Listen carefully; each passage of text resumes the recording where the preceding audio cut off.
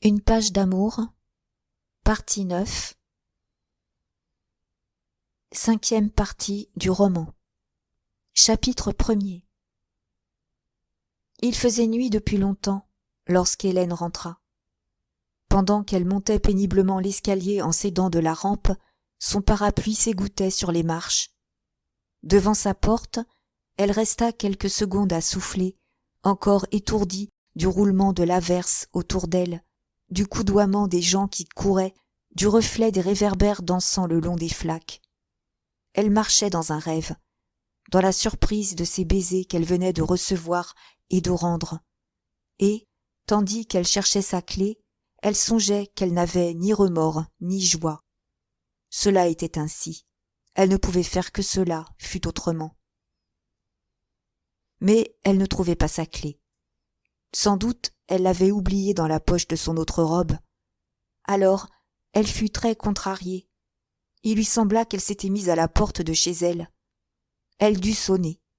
« Ah, c'est madame, » dit Rosalie en ouvrant. « Je commençais à être inquiète. » Et, prenant le parapluie pour le porter à la cuisine, sur la pierre de l'évier. « Hein, quelle pluie ! Zéphirin, qui vient d'arriver, était trempé comme une soupe. Je me suis permis de le retenir à dîner, madame. Il a la permission de 10 heures. » Hélène, machinalement, la suivait. Elle semblait avoir le besoin de revoir toutes les pièces de son appartement avant d'ôter son chapeau. « Vous avez bien fait, ma fille, » répondit-elle. Un instant, elle se tint sur le seuil de la cuisine, regardant les fourneaux allumés. D'un geste instinctif, elle ouvrit une armoire et la referma. Tous les meubles étaient à leur place. Elle les retrouvait. Cela lui causait un plaisir. Cependant, Zéphirin s'était levé respectueusement. Elle sourit, en lui adressant un léger signe de tête. « Je ne savais plus si je devais mettre le rôti, » reprit la bonne.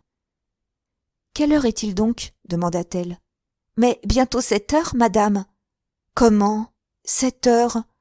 Et elle resta très étonnée. Elle avait perdu la conscience du temps.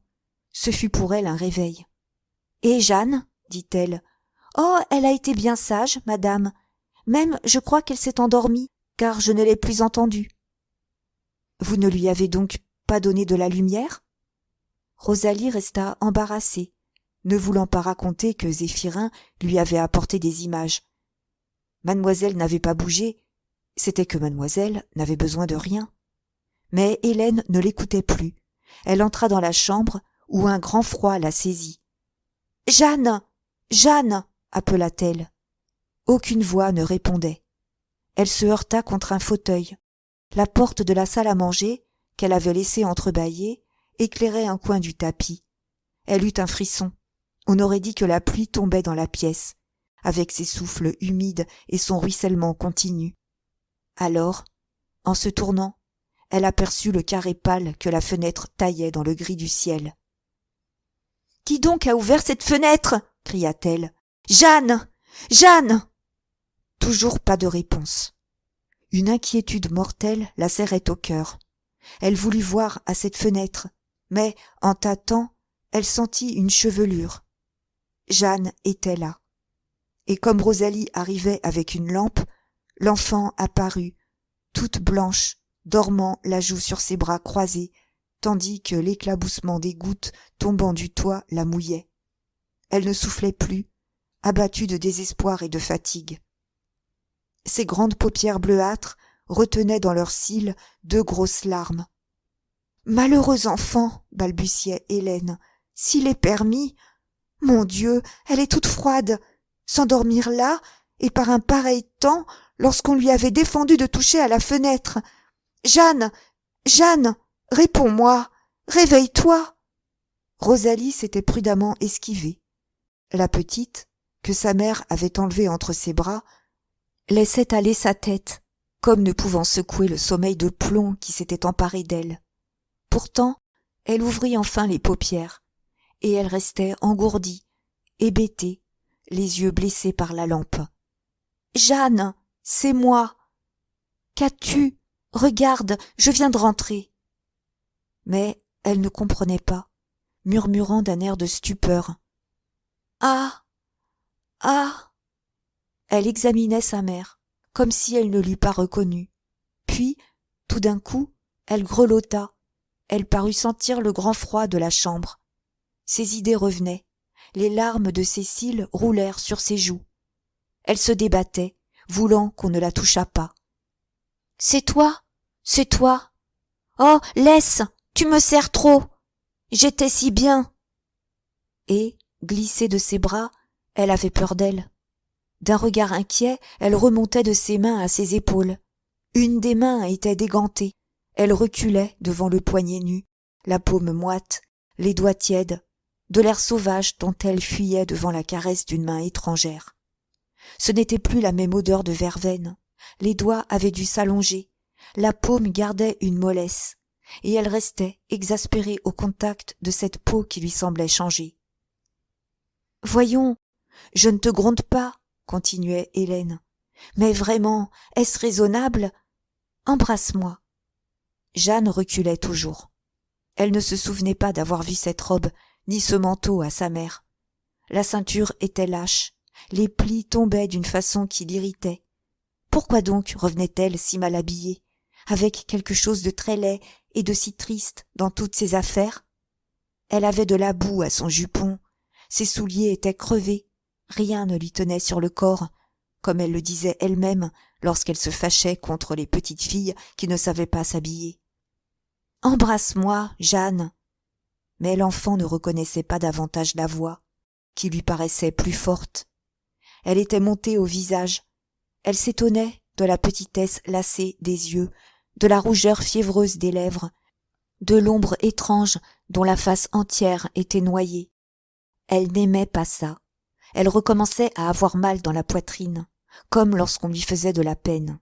Alors, énervée par l'approche de ces choses subtiles et rudes qu'elle flairait, comprenant qu'elle respirait là l'odeur de la trahison, elle éclata en sanglots. « Non, non, je t'en prie. Oh, tu m'as laissée seule. Oh, j'ai été trop malheureuse. Mais puisque je suis rentrée, ma chérie, ne pleure pas, je suis rentrée.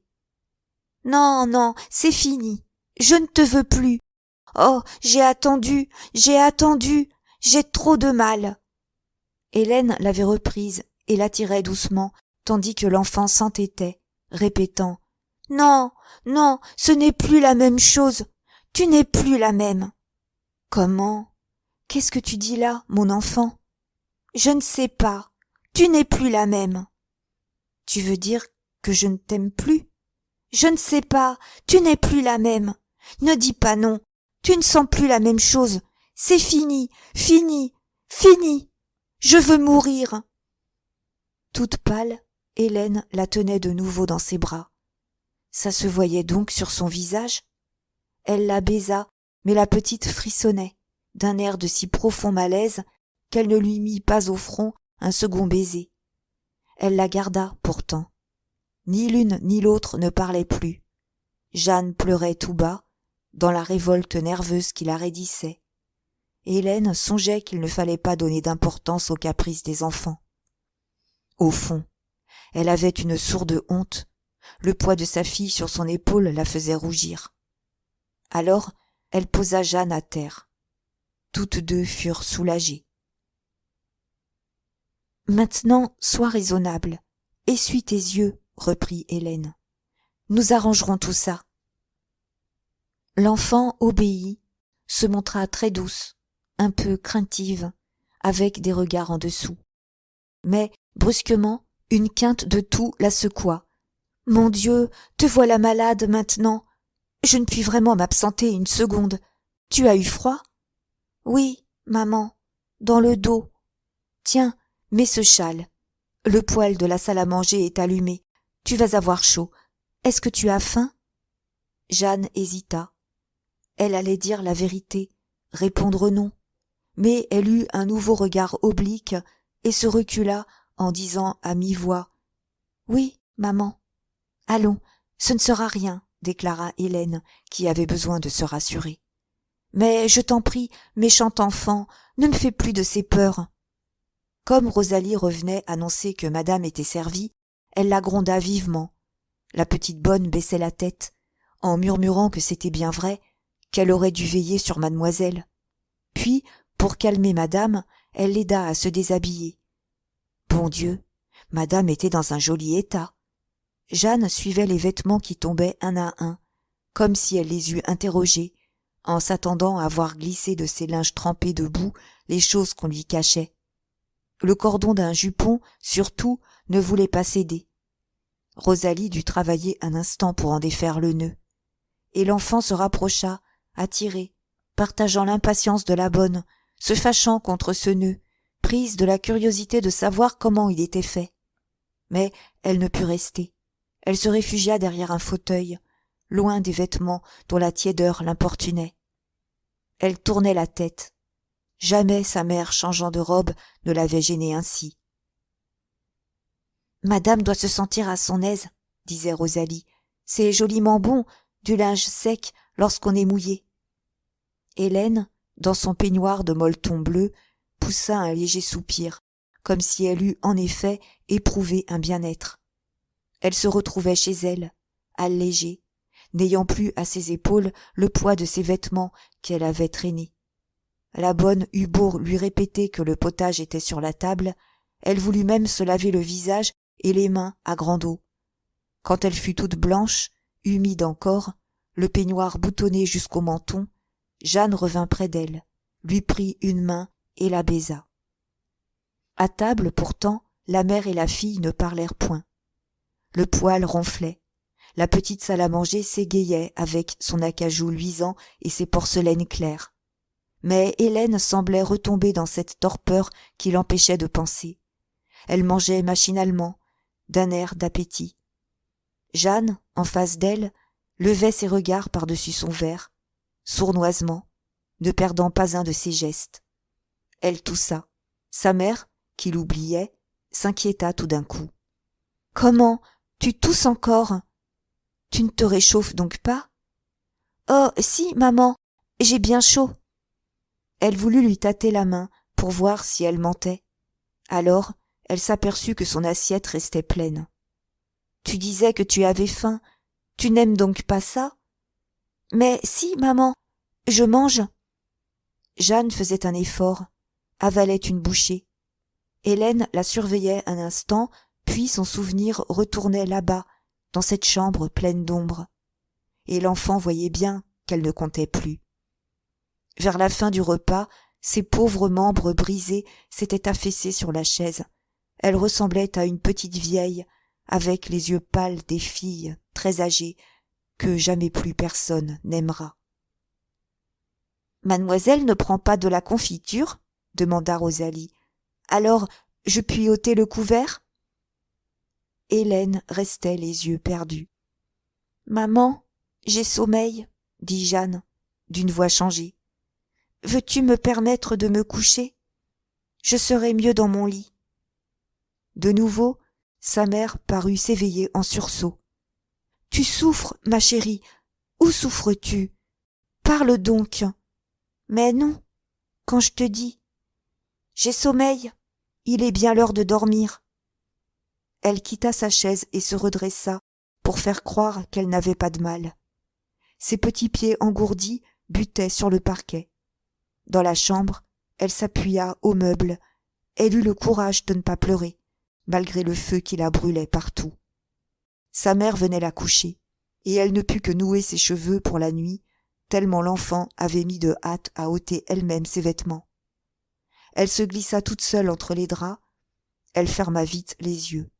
« Tu es bien ? » demandait Hélène, en remontant les couvertures et en l'abordant. « Très bien. Laisse-moi. Ne me remue pas. Emporte la lumière. » Elle ne désirait qu'une chose, être dans le noir pour ouvrir les yeux et sentir son mal, sans que personne la regardât. Quand la lampe ne fut plus là, elle ouvrit les yeux tout grands. Cependant, à côté, dans la chambre, Hélène marchait. Un singulier besoin de mouvement la tenait debout. La pensée de se coucher lui était insupportable. Elle regarda la pendule. 9h moins 20. Qu'allait-elle faire ? Elle fouilla dans un tiroir, ne se souvint plus de ce qu'elle cherchait. Puis elle s'approcha de la bibliothèque, jeta un coup d'œil sur les livres, sans se décider, ennuyée par la seule lecture des titres. Le silence de la chambre bourdonnait à ses oreilles. Cette solitude, cet air lourd lui devenait une souffrance. Elle aurait souhaité du bruit, du monde, quelque chose qui la tirât d'elle-même. À 2 reprises, elle écouta à la porte de la petite pièce où Jeanne ne mettait pas un souffle. Tout dormait. Elle tourna encore, déplaçant et replaçant les objets qui lui tombaient sous la main. Mais elle eut une pensée brusque. Elle songeait que Zéphirin devait être encore avec Rosalie. Alors, soulagée, heureuse à l'idée de n'être plus seule, elle se dirigea vers la cuisine, entraînant ses pantoufles. Comme elle était dans l'antichambre et qu'elle poussait déjà la porte vitrée du petit couloir, elle surprit le claquement sonore d'un soufflet lancé à toute volée. La voix de Rosalie criait « Hein, tu me pinceras encore, peut-être ? À bas les pattes !» Tandis que Zéphirin murmurait en grasseyant « Ça ne fait rien, ma belle, c'est comme je t'aime, et ça y est !» Mais la porte avait craqué. Lorsqu'Hélène entra, le petit soldat et la cuisinière, attablés bien tranquillement, avaient tous les 2 le nez dans leur assiette. Ils jouaient l'indifférence. Ce n'était pas eux. Seulement, ils étaient très rouges. Leurs yeux luisaient comme des chandelles. Des frétillements les faisaient sauter sur leurs chaises de paille. Rosalie se leva, se précipita. « Madame désire quelque chose ?» Hélène n'avait pas préparé de prétexte. Elle venait pour les voir, pour causer, pour être avec du monde. Mais une honte la prit. Elle n'osa pas dire qu'elle ne voulait rien. « Vous avez de l'eau chaude ?» demanda-t-elle enfin. « Non, madame, et mon feu s'éteignait. Oh, ça n'empêche pas. Je vais vous donner ça dans 5 minutes. Ça bout tout de suite. » Elle remit du charbon, posa la bouillotte. Puis, voyant que sa maîtresse restait là, sur le seuil, « Dans 5 minutes, madame, je vous porte ça. » Alors, Hélène eut un geste vague. « Je ne suis pas pressée. J'attendrai. Ne vous dérangez pas, ma fille. Mangez, mangez. Voilà un garçon qui va être obligé de rentrer à la caserne. » Rosalie consentit à se rasseoir. Zéphirin, qui se tenait debout, salua militairement et coupa de nouveau sa viande en élargissant les coudes pour montrer qu'il savait se conduire. Quand ils mangeaient ainsi ensemble, après le dîner de madame, ils ne tiraient même pas la table au milieu de la cuisine. Ils préféraient se mettre côte à côte, le nez tourné vers la muraille. De cette façon, ils pouvaient se donner des coups de genoux, se pincer, s'allonger des claques, sans perdre un morceau. Et s'ils levaient les yeux, ils avaient la vue réjouissante des casseroles. Un bouquet de laurier et de thym pendait, la boîte aux épices avait une odeur poivrée. Autour d'eux, la cuisine, qui n'était pas rangée encore, étalait la débandade de la desserte. Mais elle restait bien agréable tout de même pour des amoureux de bel appétit, se payant là des choses dont on ne servait jamais à la caserne. Ça sentait surtout le rôti, relevé d'une pointe de vinaigre, le vinaigre de la salade. Les reflets du gaz dansaient dans les cuivres et dans les fers battus. Comme le fourneau chauffait terriblement, ils avaient entr'ouvert la fenêtre, et des souffles de vent frais, venus du jardin, gonflaient le rideau de cotonnade bleue. « Vous devez rentrer à 10 heures précises ?» demanda Hélène.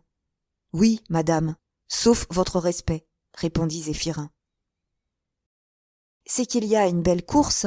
Vous prenez l'omnibus ?»« Oh, madame, des fois. Voyez-vous, avec un bon petit trot gymnastique, ça va encore mieux. » Elle avait fait un pas dans la cuisine. Elle s'appuyait contre le buffet, les mains tombées et nouées sur son peignoir. Elle causa encore du vilain temps de la journée, de ce qu'on mangeait au régiment, de la cherté des œufs. Mais chaque fois qu'elle avait posé une question et qu'ils avaient répondu, la conversation cessait. Elle les gênait, ainsi, derrière leur dos.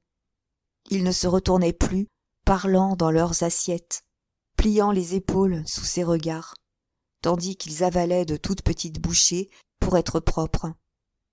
Elle, calmée, se trouvait bien là.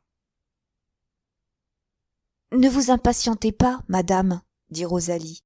Voilà déjà l'eau qui chante. Si le feu était plus vif... » Hélène l'empêcha de se déranger.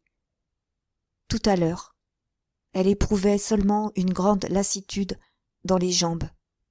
Machinalement, elle traversa la cuisine, alla près de la fenêtre, où elle voyait la 3e chaise, une chaise de bois, très haute, qui se transformait en escabeau lorsqu'on la renversait. Mais elle ne s'assit pas tout de suite. Elle avait aperçu, sur un coin de la table, un tas d'images. « Tiens, dit-elle en les prenant, avec le désir d'être agréable à Zéphirin. Le petit soldat eut un rire silencieux. Il rayonnait, suivant les images du regard, hochant la tête, quand un beau morceau passait sous les yeux de madame.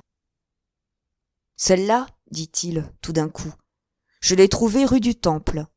C'est une belle femme, qui a des fleurs dans son panier. » Hélène s'était assise. Elle examinait la belle femme. Un couvercle de boîte à pastilles, doré et verni, que Zéphirin avait essuyé avec soin. Sur le dossier de la chaise, un torchon l'empêchait de s'appuyer. Elle le repoussa, s'absorba de nouveau. Alors, les deux amoureux, en voyant madame si bonne, ne se gênèrent plus. Ils finirent même par l'oublier. Hélène avait laissé, une à une, tomber les images sur ses genoux, et, vaguement souriante, elle les regardait, elle les écoutait. « Dis donc, mon petit, murmurait la cuisinière, tu ne reprends pas du gigot ?» Il ne répondait ni oui ni non, se balançait comme si on l'eût chatouillé, puis s'élargissait d'aise, lorsqu'elle lui mettait une épaisse tranche sur son assiette. Ses épaulettes rouges sautaient, tandis que sa tête ronde, aux grandes oreilles écartées, avait le branlement d'une tête de magot dans son collet jaune. Il riait du dos, éclatant dans sa tunique, qu'il ne déboutonnait jamais à la cuisine, par respect pour madame. « Ça vaut mieux que les raves du père Rouvet, » finit-il par dire, la bouche pleine. Ça, c'était un souvenir du pays. Tous deux crevèrent de rire, et Rosalie se retint après la table pour ne pas tomber. Un jour, c'était avant leur première communion, Zéphirin avait volé 3 raves au père Rouvet. Elles étaient dures, les raves. Oh, dures à se casser les dents. Mais Rosalie, tout de même, avait croqué sa part, derrière l'école. Alors, toutes les fois qu'ils mangeaient ensemble, Zéphirin ne manquait pas de dire « Ça vaut mieux que les raves du père Rouvet ». Et, toutes les fois, Rosalie crevait si fort qu'elle cassait le cordon de son jupon. On entendit le cordon qui partait. « Hein, tu l'as cassé ?» dit le petit soldat triomphant. Il envoya les mains. Il voulait savoir. Mais il reçut des tapes. « Reste tranquille, tu ne la raccommoderas pas, peut-être. C'est bête de me casser mon cordon. J'en remets un chaque semaine. » Puis, comme il tâtait tout de même, elle lui prit entre ses gros doigts une pincée de chair sur la main et la tortilla. Cette gentillesse allait encore l'exciter, lorsque, d'un coup d'œil furieux, elle lui montra madame, qui les regardait. Sans trop se troubler, il se gonfla la joue d'une énorme bouchée, clignant les paupières de son air de troupier dégourdi, faisant mine de dire que les femmes ne détestent pas ça, même les dames.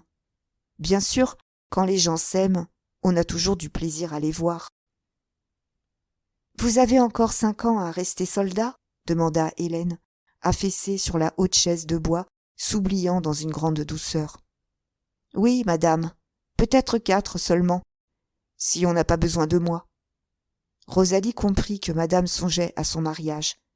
Elle s'écria, en affectant d'être en colère. « Oh, madame, il peut rester 10 ans encore.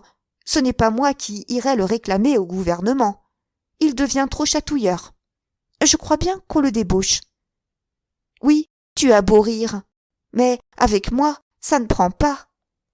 Quand monsieur le maire sera là, nous verrons à plaisanter. » Et, comme il ricanait plus fort, pour se poser en séducteur devant madame, La cuisinière se fâcha tout à fait.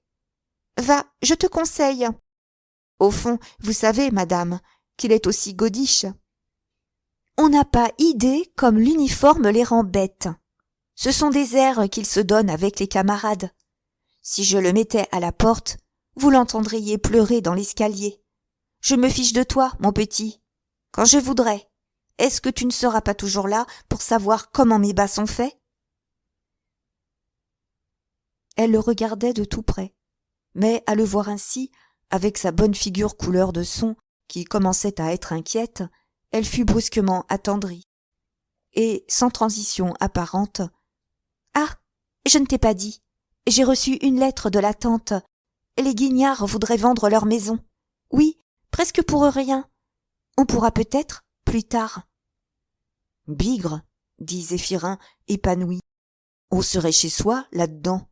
Il y a de quoi mettre 2 vaches. » Alors, ils se turent. Ils étaient au dessert. Le petit soldat léchait du raisiné sur son pain avec une gourmandise d'enfant, tandis que la cuisinière pelait une pomme, soigneusement, d'un air maternel. Lui, pourtant, avait fourré sous la table sa main restée libre, et il lui faisait des minettes le long des genoux, mais si doucement qu'elle feignait de ne pas les sentir. Quand il restait honnête, elle ne se fâchait point. Même, elle devait aimer ça, sans l'avouer, car elle avait de légers sauts de contentement sur sa chaise. Enfin, ce jour-là, c'était un régal complet. « Madame, voilà votre eau qui bout, » dit Rosalie après un silence. Hélène ne bougeait pas. Elle se sentait comme enveloppée dans leur tendresse. Et elle continuait pour eux leurs rêves. Elle se les imaginait là-bas, dans la maison des Guignard, avec leurs 2 vaches. Cela la faisait sourire de le voir si sérieux, la main sous la table, tandis que la petite bonne se tenait très raide, pour ne pas avoir l'air. Toutes les distances se trouvaient rapprochées. Elle n'avait plus une conscience nette d'elle ni des autres, du lieu où elle était, ni de ce qu'elle venait y faire. Les cuivres flambaient sur les murs. Une mollesse la retenait, le visage noyé, sans qu'elle fût blessée du désordre de la cuisine. Cet abaissement d'elle-même lui donnait la profonde jouissance d'un besoin contenté. Elle avait seulement très chaud. Le fourneau mettait des gouttes de sueur à son front pâle. Et derrière elle, la fenêtre entr'ouverte soufflait sur sa nuque des frissons délicieux. « Madame, votre eau bout, » répéta Rosalie. « Il ne va rien rester dans la bouillotte. » Et elle posa la bouillotte devant elle. Hélène, un instant surprise, dut se lever. « Ah oui, je vous remercie. » Elle n'avait plus de prétexte. Elle s'en alla, lentement, à regret. Dans sa chambre, la bouillotte l'embarrassa. Mais toute une passion éclatait en elle. Cet engourdissement, qui l'avait tenue comme imbécile, se fondait en un flot de vie ardente, dont le ruissellement la brûlait. Elle frissonnait de la volupté qu'elle n'avait point éprouvée. Des souvenirs lui revenaient. Ses sens s'éveillaient trop tard, avec un immense désir inassouvi. Droite au milieu de la pièce, elle eut un étirement de tout son corps, les mains levées et tordues, faisant craquer ses membres énervés. Oh, elle l'aimait, elle le voulait, elle se donnerait comme ça la fois prochaine. Et au moment où elle ôtait son peignoir en regardant ses bras nus, un bruit l'inquiéta. Elle crut que Jeanne avait toussé. Alors elle prit la lampe. L'enfant, les paupières closes, semblait endormi. Mais lorsque sa mère, tranquillisée, eut tourné le dos, elle ouvrit ses yeux tout grands, des yeux noirs qui la suivaient pendant qu'elle retournait dans la chambre. Elle ne dormait pas encore. Elle ne voulait pas qu'on la fît dormir. Une nouvelle crise de toux lui déchira la gorge et elle enfonça la tête sous la couverture. Elle l'étouffa. Maintenant, elle pouvait s'en aller. Sa mère ne s'en apercevrait plus. Elle gardait ses yeux ouverts dans la nuit, sachant tout, comme si elle venait de réfléchir, et mourant de ça, sans une plainte. Chapitre 2. Hélène, le lendemain, eut toutes sortes d'idées pratiques. Elle s'éveilla avec l'impérieux besoin de veiller elle-même sur son bonheur, frissonnante à la crainte de perdre Henri par quelque imprudence. À cette heure frileuse du lever, tandis que la chambre engourdie dormait encore, elle l'adorait, elle le désirait, dans un élan de tout son être. Jamais elle ne s'était connue ce souci d'être habile. Sa première pensée fut qu'elle devait voir Juliette le matin même. Elle éviterait ainsi des explications fâcheuses, des recherches qui pouvaient tout compromettre. Lorsqu'elle arriva chez madame de Berle, vers 9 heures, elle la trouva déjà levée, pâle et les yeux rougis comme une héroïne de drame. Et, dès qu'elle l'aperçut, la pauvre femme se jeta dans ses bras en pleurant, en l'appelant son bon ange. Elle n'aimait pas du tout ce malignon. Oh, elle le jurait. Mon Dieu, quelle aventure stupide! Elle en serait morte, c'était certain, car maintenant elle ne se sentait pas faite le moins du monde pour ces machines-là, les mensonges, les souffrances, les tyrannies d'un sentiment toujours le même. Comme cela lui semblait bon de se retrouver libre. Elle riait d'aise, puis elle sanglota de nouveau en suppliant son amie de ne pas la mépriser. Au fond de sa fièvre, il y avait de la peur. Elle croyait que son mari savait tout. La veille, il était rentré agité. Elle accabla Hélène de questions. Alors, celle-ci, avec une audace et une facilité qui l'étonnait elle-même, lui conta une histoire dont elle inventait les détails un à un, abondamment. Elle lui jura que son mari ne se doutait de rien. C'était elle qui, ayant tout appris et voulant la sauver, avait imaginé d'aller ainsi troubler le rendez-vous. Juliette l'écoutait, acceptait ce roman, le visage éclairé d'une joie débordante, au milieu de ses larmes. Elle se jeta une fois encore à son cou, et Hélène n'était nullement gênée par ses caresses. Elle n'éprouvait aucun des scrupules de loyauté dont elle avait souffert autrefois. Lorsqu'elle la quitta, après lui avoir fait promettre d'être calme, elle riait au fond d'elle de son adresse. Elle sortait ravie. Quelques jours se passèrent. Toute l'existence d'Hélène se trouvait déplacée. Elle ne vivait plus chez elle. Elle vivait chez Henri, par ses pensées de chaque heure. Plus rien n'existait que le petit hôtel voisin où son cœur battait. Dès qu'elle trouvait un prétexte, elle accourait, elle s'oubliait, satisfaite de respirer le même air. Dans ce premier ravissement de la possession, la vue de Juliette l'attendrissait, comme une dépendance d'Henri. Pourtant, celui-ci n'avait pu encore la rencontrer un instant seul. Elle semblait mettre un raffinement à retarder l'heure du second rendez-vous. Un soir, comme il la reconduisait jusqu'au vestibule, elle lui avait seulement fait jurer de ne pas revoir la maison du passage des eaux, en ajoutant qu'il la compromettrait. Tous deux frémissaient dans l'attente de l'étreinte passionnée dont ils se reprendraient. Ils ne savaient plus où, quelque part, une nuit. Et Hélène, hantée de ce désir, n'existait désormais que pour cette minute-là, indifférente aux autres, passant ses journées à l'espérer, très heureuse et ayant seulement dans son bonheur la sensation inquiète que Jeanne toussait autour d'elle. Jeanne toussait, d'une petite toux sèche, fréquente, qui s'accentuait davantage vers le soir. Elle avait alors de légers accès de fièvre. Des sueurs l'affaiblissaient pendant son sommeil. Lorsque sa mère l'interrogeait, elle répondait qu'elle n'était pas malade, qu'elle ne souffrait pas. C'était sans doute une fin de rhume. Et Hélène, tranquillisée par cette explication, n'ayant plus la conscience nette de ce qui se passait à ses côtés, gardait pourtant, dans le ravissement où elle vivait, le sentiment confus d'une douleur, comme un poids dont la meurtrissure la faisait saigner à une place qu'elle n'aurait pu dire. Parfois, au milieu d'une de ces joies sans cause qui la baignaient de tendresse, une anxiété la prenait. Il lui semblait qu'un malheur était derrière elle. Elle se retournait et elle souriait. Quand on est trop heureuse, on tremble toujours. Personne n'était là. Jeanne venait de tousser, mais elle buvait de la tisane. Ce ne serait rien. Cependant, une après-midi, le vieux docteur Baudin, qui montait en ami de la maison, avait fait traîner sa visite, préoccupé, étudiant Jeanne du coin de ses petits yeux bleus. Il l'interrogeait en ayant l'air de jouer avec elle. Ce jour-là, il ne dit rien. Mais 2 jours après, il reparut, et, cette fois, sans examiner Jeanne, avec la gaieté d'un vieillard qui a vu beaucoup de choses, il mit la conversation sur les voyages. Autrefois, il avait servi comme chirurgien militaire. Il connaissait toute l'Italie. C'était un pays superbe qu'il fallait admirer au printemps. Pourquoi madame Grandjean n'y menait-elle pas sa fille?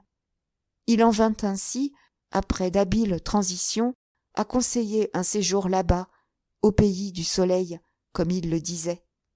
Hélène le regardait fixement. Alors il se récria.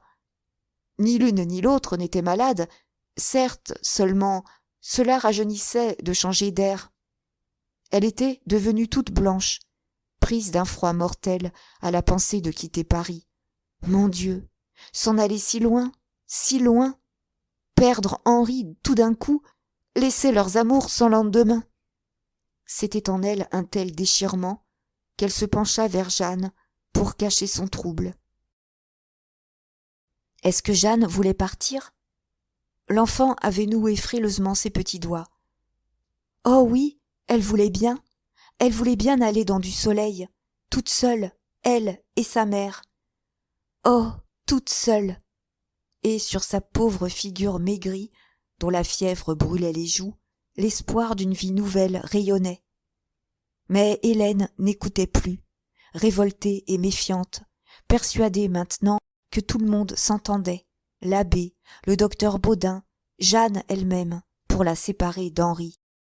En la voyant si blême, le vieux médecin crut qu'il avait manqué de prudence. Il se hâta de dire que rien ne pressait, décidé à revenir sur cet entretien. Justement, madame de Berle devait rester chez elle ce jour-là. Dès que le docteur fut parti, Hélène se hâta de mettre son chapeau. Jeanne refusait de sortir. Elle était mieux auprès du feu. Elle serait bien sage et n'ouvrirait pas la fenêtre. Depuis quelque temps, elle ne tourmentait plus sa mère pour l'accompagner. Elle la suivait seulement d'un long regard. Puis, lorsqu'elle était seule, elle se rapetissait sur sa chaise et demeurait ainsi des heures, sans bouger. « Maman, est-ce loin, l'Italie ?»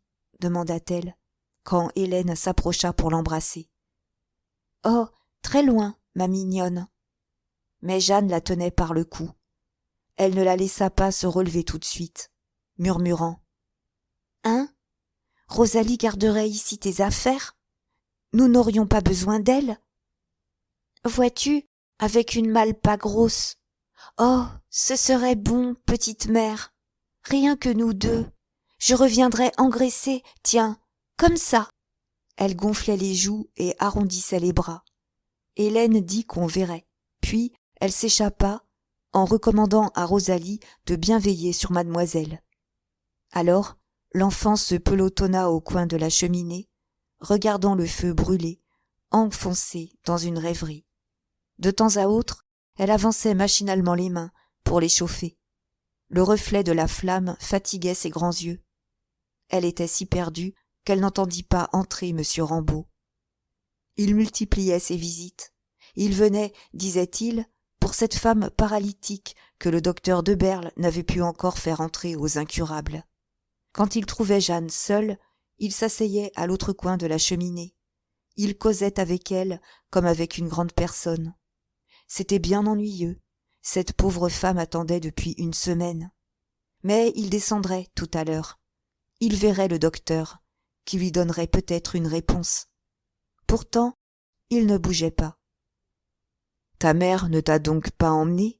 demanda-t-il. Jeanne eut un mouvement des épaules, plein de lassitude. Cela la dérangeait trop d'aller chez les autres. Plus rien ne lui plaisait. Elle ajouta. « Je deviens vieille. Je ne peux pas jouer toujours. Maman s'amuse dehors. Moi, je m'amuse dedans. Alors, nous ne sommes pas ensemble. » Il y eut un silence. L'enfant frissonna, présenta les 2 mains au brasier qui brûlait avec une grande lueur rose. Et elle ressemblait, en effet, à une bonne femme, emmitouflée dans un immense châle, un foulard au cou, un autre sur la tête. Au fond de tous ces linges, on la sentait pas plus grosse qu'un oiseau malade, ébouriffé et soufflant dans ses plumes. Monsieur Rambaud, les mains nouées sur ses genoux, contemplait le feu. Puis, se tournant vers Jeanne, il lui demanda si sa mère était sortie la veille. Elle répondit d'un signe affirmatif. Et l'avant-veille? Et le jour d'auparavant? Elle disait toujours oui, d'un hochement du menton. Sa mère sortait tous les jours. Alors, monsieur Rambaud et la petite se regardèrent longuement, avec des figures blanchies et graves, comme s'ils avaient à mettre en commun un grand chagrin. Ils n'en parlaient point, parce qu'une gamine et un homme vieux ne pouvaient causer de cela ensemble, mais ils savaient bien pourquoi ils étaient si tristes et pourquoi ils aimaient à rester ainsi à droite et à gauche de la cheminée quand la maison était vide. Cela les consolait beaucoup. Ils se serraient l'un contre l'autre pour sentir moins leur abandon. Des effusions de tendresse leur venaient. Ils auraient voulu s'embrasser et pleurer. « Tu as froid, bonne amie, j'en suis sûre. Approche-toi du feu. »« Mais non, ma chérie, je n'ai pas froid. »« Oh, tu mens. Tes mains sont glacées. Approche-toi ou je me fâche. » Puis, c'était lui qui s'inquiétait. « Je parie qu'on ne t'a pas laissé de tisane. Je vais t'en faire, veux-tu ? Oh, je sais très bien la faire. Si je te soignais, tu verrais, tu ne manquerais de rien. » Il ne se permettait pas des allusions plus claires. Jeanne, vivement, répondait que la tisane la dégoûtait. On lui en faisait trop boire. Pourtant, des fois, elle consentait à ce que monsieur Rambaud tournât autour d'elle, comme une mère. Il lui glissait un oreiller sous les épaules, lui donnait sa potion qu'elle allait oublier, la soutenait dans la chambre, pendue à son bras. C'étaient des gâteries qui les attendrissaient tous deux, comme Jeanne le disait avec ses regards profonds, dont la flamme troublait tant le bonhomme. Il jouait au papa et à la petite fille, pendant que sa mère n'était pas là. Tout d'un coup, des tristesses les prenaient. Ils ne parlaient plus, s'examinant à la dérobée, avec de la pitié l'un pour l'autre. Ce jour-là, après un long silence, l'enfant répéta la question qu'elle avait déjà posée à sa mère. « Est-ce loin, l'Italie ?»« Oh, je crois bien, » dit monsieur Rambaud. « C'est là-bas, derrière Marseille, au diable. Pourquoi me demandes-tu ça ?»« Parce que, » déclara-t-elle gravement. Alors, elle se plaignit de ne rien savoir. Elle était toujours malade. On ne l'avait jamais mise en pension. Tous deux se turent. La grande chaleur du feu les endormait. Cependant, Hélène avait trouvé madame de Berle et sa sœur Pauline dans le pavillon japonais, où elle passait souvent les après-midi. Il y faisait très chaud. Une bouche de calorifère y soufflait une haleine étouffante. Les larges glaces étaient fermées. On apercevait les 3 jardins en toilette d'hiver, pareille à une grande sépia traitée avec un fini merveilleux, détachant sur la terre brune les petites branches noires des arbres. Les 2 sœurs se disputaient vertement. « Laisse-moi donc tranquille !» criait Juliette. « Notre intérêt, bien entendu, est de soutenir la Turquie. »« Moi, j'ai causé avec un Russe, » répondit Pauline, tout aussi animée. « On nous aime à Saint-Pétersbourg. Nos alliés véritables sont de ce côté. » Mais Juliette prit un air grave et, croisant les bras, « Alors, qu'est-ce que tu fais de l'équilibre européen ?» La question d'Orient passionnait Paris. La conversation courante était là. Toute femme un peu répandue ne pouvait décemment parler d'autre chose. Aussi, depuis 2 jours, madame de Berle se plongeait-elle avec conviction dans la politique extérieure. Elle avait des idées très arrêtées sur les différentes éventualités qui menaçaient de se produire. Sa sœur Pauline l'agaçait beaucoup, parce qu'elle se donnait l'originalité de soutenir la Russie, contrairement aux intérêts évidents de la France. Elle voulait la convaincre, puis elle se fâchait. « Tiens, tais-toi, tu parles comme une sotte. Si seulement tu avais étudié la question avec moi. » Elle s'interrompit pour saluer Hélène qui entrait. « Bonjour, ma chère. Vous êtes bien gentille d'être venue. Vous ne savez rien. On parlait ce matin d'un ultimatum. La séance de la Chambre des communes a été très agitée. »« Non, je ne sais rien, » répétait Hélène, que la question stupéfiait.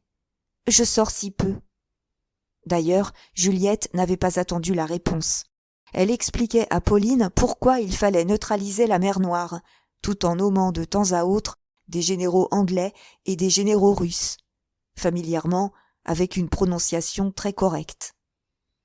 Mais Henri venait de paraître, tenant à la main un paquet de journaux. Hélène comprit qu'il descendait pour elle.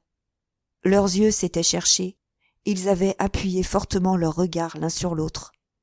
Ensuite, ils s'enveloppèrent tout entiers dans la longue et silencieuse poignée de main qu'ils se donnèrent.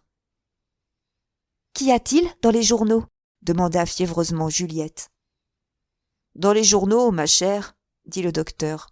« Mais il n'y a jamais rien. » Alors on oublia un instant la question d'Orient.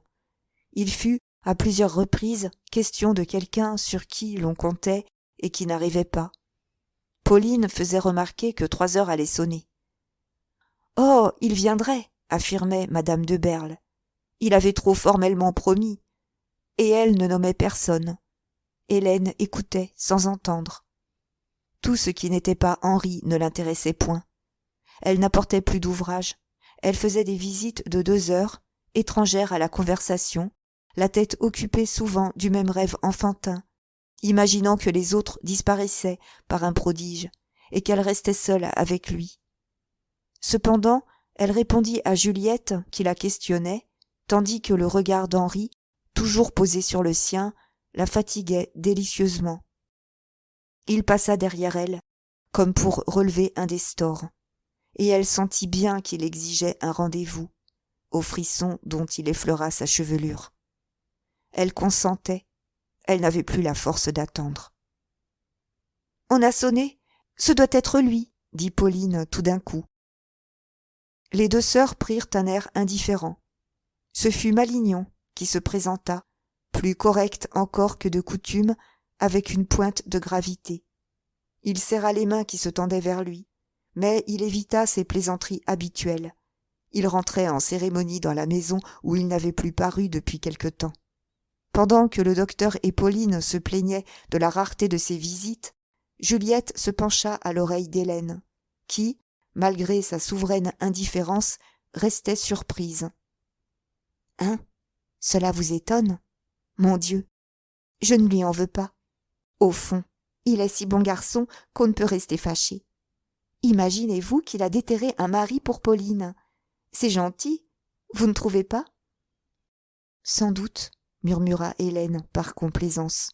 « Oui, un de ses amis, très riche, qui ne songeait pas du tout à se marier, et qu'il a juré de nous amener. Nous l'attendions aujourd'hui pour avoir la réponse définitive. Alors, vous comprenez, j'ai dû passer par-dessus bien des choses. Oh, il n'y a plus de danger. Nous nous connaissons maintenant. » Elle eut un joli rire, rougit un peu au souvenir qu'elle évoquait, puis elle s'empara vivement de Malignon. Hélène souriait également. Ses facilités de l'existence l'excusaient elle-même. On avait bien tort de rêver des drames noirs, tout se dénouait avec une bonhomie charmante.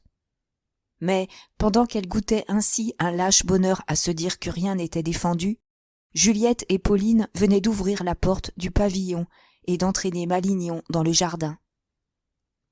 Tout d'un coup, elle entendit derrière sa nuque la voix d'Henri, basse et ardente. « Je vous en prie, Hélène. Oh, je vous en prie. » Elle tressaillit, regarda autour d'elle avec une soudaine inquiétude. Ils étaient bien seuls. Elle aperçut les 3 autres marchant à petits pas dans une allée. Henri avait osé la prendre aux épaules, et elle tremblait, et sa terreur était pleine d'ivresse. « Quand vous voudrez, » balbutia-t-elle, comprenant bien qu'il lui demandait un rendez-vous. Et, rapidement, ils échangèrent quelques paroles. « Attendez-moi ce soir, dans cette maison du passage des eaux. »« Non, je ne puis pas. Je vous ai expliqué. Vous m'avez juré. »« Autre part, alors, où il vous plaira, pourvu que je vous voie. »« Chez vous, cette nuit. » Elle se révolta, mais elle ne put refuser que d'un geste, reprise de peur, en voyant les deux femmes et Malignon qui revenaient. Madame de Berle avait feint d'emmener le jeune homme pour lui montrer une merveille, des touffes de violettes en pleine fleur, malgré le temps froid. Elle hâta le pas, elle rentra la première, rayonnante. « C'est fait, dit-elle. »« Quoi donc ?» demanda Hélène, encore toute secouée, ne se rappelant plus. « Mais ce mariage ! Ah, quel débarras ! Pauline commençait à ne pas être commode. Le jeune homme l'a vue et la trouve charmante. Demain, nous dînerons tous chez papa. J'aurais embrassé Malignon pour sa bonne nouvelle. » Henri, avec un sang-froid parfait, avait manœuvré de façon à s'éloigner d'Hélène. Lui aussi trouvait Malignon charmant. Il parut se réjouir beaucoup avec sa femme de voir enfin leur petite sœur placée. Puis il avertit Hélène qu'elle allait perdre un de ses gants. Elle le remercia. Dans le jardin, on entendait la voix de Pauline qui plaisantait. Elle se penchait vers Malignon, lui chuchotait des mots entrecoupés et éclatait de rire lorsqu'il lui répondait également à l'oreille. Sans doute, il lui faisait des confidences sur le futur. Par la porte du pavillon laissée ouverte, Hélène respirait l'air froid avec délice. C'était à ce moment, dans la chambre, que Jeanne et M. Rambaud se taisaient, engourdis par la grosse chaleur du brasier. L'enfant sortit de ce long silence, en demandant tout d'un coup, comme si cette demande eût été la conclusion de sa rêverie, « Veux-tu que nous allions à la cuisine ? Nous verrons si nous n'apercevons pas maman. »« Je veux bien, » répondit M. Rambaud. Elle était plus forte, ce jour-là. Elle vint, sans être soutenue, appuyer son visage à une vitre. M. Rambaud, lui aussi, regardait dans le jardin. Il n'y avait pas de feuilles, on distinguait nettement l'intérieur du pavillon japonais, par les grandes glaces claires. Rosalie, en train de soigner un pot-au-feu, traita mademoiselle de curieuse. Mais l'enfant avait reconnu la robe de sa mère, et elle la montrait, elle s'écrasait la face contre la vitre, pour mieux voir. Cependant, Pauline levait la tête, faisait des signes. Hélène parut, appela de la main. « On vous a aperçu, mademoiselle, » répétait la cuisinière. « On vous dit de descendre. » Il fallut que M. Rambaud ouvrît la fenêtre. On le priait d'amener Jeanne. Tout le monde la demandait. Jeanne s'était sauvée dans la chambre, refusant violemment, accusant son bon ami d'avoir fait exprès de taper contre la vitre. Elle aimait bien regarder sa mère, mais elle ne voulait plus aller dans cette maison-là, et à toutes les questions suppliantes que lui adressait M. Rambaud, elle lui répondait par son terrible « parce que » qui expliquait tout. « Ce n'est pas toi qui devrais me forcer, » dit-elle enfin, d'un air sombre. Mais il lui répétait qu'elle causerait beaucoup de peine à sa mère, qu'on ne pouvait pas faire des sottises aux gens. Il la couvrirait bien, elle n'aurait pas froid. Et, en parlant, il nouait le châle autour de sa taille. Il ôtait le foulard qu'elle avait sur la tête pour la coiffer d'une petite capeline en tricot. Quand elle fut prête, elle protesta encore. Enfin, elle se laissa emmener, à la condition qu'il la remonterait tout de suite, si elle se sentait trop malade. La concierge leur ouvrit la porte de communication, on les accueillit dans le jardin par des exclamations joyeuses. Madame de Berle, surtout, témoigna beaucoup d'affection à Jeanne. Elle l'installa dans un fauteuil, près de la bouche de chaleur, voulut qu'on fermât tout de suite les glaces, en faisant remarquer que l'air était un peu vif pour la chère enfant. Malignon était parti, et comme Hélène rentrait les cheveux ébouriffés de la petite, un peu honteuse de la voir ainsi chez le monde, emmaillotée dans un châle et coiffée d'une capeline, Juliette s'écria « Laissez donc! Est-ce que nous ne sommes pas en famille? Cette pauvre Jeanne, elle nous manquait. » Elle sonna, Elle demanda si mademoiselle Smithson et Lucien n'étaient pas rentrés de leur promenade quotidienne. Ils n'étaient pas rentrés. D'ailleurs, Lucien devenait impossible. Il avait fait pleurer la veille les 5 demoiselles Levasseur. « Voulez-vous que nous jouions à pigeon-vol » demanda Pauline, que l'idée de son prochain mariage affolait. « Ce n'est pas fatigant. » Mais Jeanne refusa d'un signe de tête. Longuement, entre ses cils baissés, elle promenait son regard sur les personnes qui l'entouraient.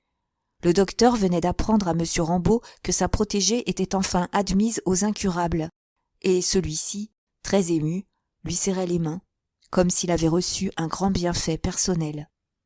Chacun s'allongea dans un fauteuil. La conversation prit une intimité charmante. Les voix se ralentissaient. Des silences se faisaient par moments. Comme madame de Berle et sa sœur causaient ensemble, Hélène dit aux 2 hommes « Le docteur Baudin nous a conseillé un voyage en Italie. »« Ah, c'est pour cela que Jeanne m'a questionné, » s'écria M. Rambaud. « Ça te ferait donc plaisir d'aller là-bas ?» L'enfant, sans répondre, mit ses 2 petites mains sur sa poitrine, tandis que sa face grise s'illuminait. Son regard s'était coulé vers le docteur, avec crainte, car elle avait compris que sa mère le consultait. Il avait eu un léger tressaillement, il restait très froid, mais, brusquement, Juliette se jeta dans la conversation, voulant, comme d'habitude, être à tous les sujets. « De quoi ? Vous parlez de l'Italie ? Est-ce que vous ne disiez pas que vous partez pour l'Italie ? Ah bien, la rencontre est drôle.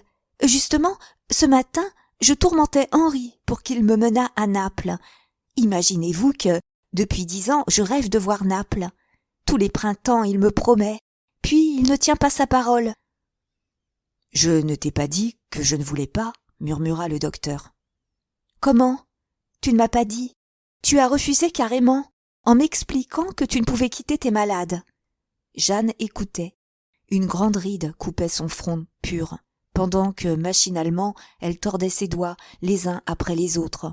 « Oh, mes malades, » reprit le médecin. « Pour quelques semaines, je les confierais bien à un confrère, si je croyais te faire un si grand plaisir. »« Docteur, » interrompit Hélène, « est-ce que vous êtes aussi d'avis qu'un pareil voyage serait bon pour Jeanne ? » ?»« Excellent, cela la remettrait complètement sur pied. Les enfants se trouvent toujours bien d'un voyage. »« Alors, » s'écria Juliette, « nous emmenons Lucien, nous partons tous ensemble, veux-tu ? » ?»« Mais, sans doute, je veux tout ce que tu voudras, » répondit-il avec un sourire. Jeanne, baissant la tête, essuya 2 grosses larmes de colère et de douleur qui lui brûlaient les yeux, et elle se laissa aller au fond du fauteuil, comme pour ne plus entendre et ne plus voir, pendant que madame de Berle, ravie de cette distraction inespérée qui se présentait à elle, éclatait en paroles bruyantes. Oh, que son mari était gentil! Elle l'embrassa pour la peine. Tout de suite, elle causa des préparatifs. On partirait la semaine suivante. Mon Dieu, jamais elle n'aurait le temps de tout apprêter. Puis, elle voulut tracer un itinéraire. Il fallait passer par là. On resterait 8 jours à Rome. On s'arrêterait dans un petit pays charmant dont madame de Guiraud lui avait parlé.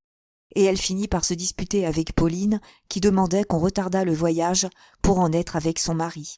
« Ah non, par exemple, » disait-elle. « On fera la noce à notre retour. » On oubliait Jeanne. Elle examinait fixement sa mère et le docteur. Certes, maintenant, Hélène acceptait ce voyage, qui devait la rapprocher d'Henri. C'était une grande joie. S'en aller tous les 2 au pays du soleil, vivre les journées côte à côte, profiter des heures libres. Un rire de soulagement montait à ses lèvres. Elle avait eu si peur de le perdre. Elle était si heureuse de pouvoir partir avec tous ses amours. Et, pendant que Juliette déroulait les contrées qu'ils traverseraient, tous les 2 croyaient déjà marcher dans un printemps idéal, se disaient d'un regard qu'ils s'aimeraient là, et là encore, partout où ils passeraient ensemble. Cependant, M. Rambaud, qu'une tristesse avait peu à peu rendu silencieux, s'aperçut du malaise de Jeanne. « Est-ce que tu n'es pas bien, ma chérie ?» demanda-t-il à mi-voix. « Oh non, j'ai trop de mal. Remonte-moi, je t'en supplie. »« Mais il faut prévenir ta mère. »« Non, non, maman est occupée, elle n'a pas le temps. Remonte-moi, remonte-moi. » Il la prit dans ses bras. Il dit à Hélène que l'enfant se sentait un peu fatigué. Alors, elle le pria de l'attendre en haut. Elle les suivait. La petite, quoique bien légère, lui glissait des mains et il dut s'arrêter au second étage. Elle avait appuyé la tête à son épaule. Tous deux se regardaient avec beaucoup de chagrin. Pas un bruit ne troublait le silence glacé de l'escalier. Il murmura : « Tu es contente, n'est-ce pas, d'aller en Italie ?» Mais elle éclata en sanglots, balbutiant qu'elle ne voulait plus, qu'elle préférait mourir dans sa chambre. Oh, elle n'irait pas, elle tomberait malade, elle le sentait bien. Nulle part, elle n'irait nulle part. On pouvait donner ses petits souliers aux pauvres. Puis, au milieu de ses pleurs, elle lui parla tout bas. « Tu te rappelles ce que tu m'as demandé un soir ?»« Quoi donc, ma mignonne ?»« De rester toujours avec maman. Toujours. Toujours. Eh bien, si tu veux encore, moi, je veux aussi. » Des larmes vinrent aux yeux de M. Rambaud. Il la baisa tendrement, tandis qu'elle ajoutait en baissant la voix davantage : « Tu es peut-être fâché parce que je me suis mise en colère. Je ne savais pas, vois-tu. Mais c'est toi que je veux. Oh, tout de suite, dis, tout de suite, je t'aime mieux que l'autre. » En bas, dans le pavillon, Hélène s'oubliait de nouveau. On causait toujours du voyage. Elle éprouvait un besoin impérieux d'ouvrir son cœur gonflé, de dire à Henri tout le bonheur qu'il étouffait. Alors, tandis que Juliette et Pauline discutaient le nombre de robes à emporter, elle se pencha vers lui. Elle lui donna le rendez-vous qu'elle avait refusé 1 heure auparavant. « Venez cette nuit, je vous attendrai. » Et, comme elle remontait enfin, elle rencontra Rosalie, bouleversée, qui descendait l'escalier en courant. Dès qu'elle aperçut sa maîtresse, la bonne cria : « Madame, madame, dépêchez-vous, mademoiselle n'est pas bien, elle crache le sang. »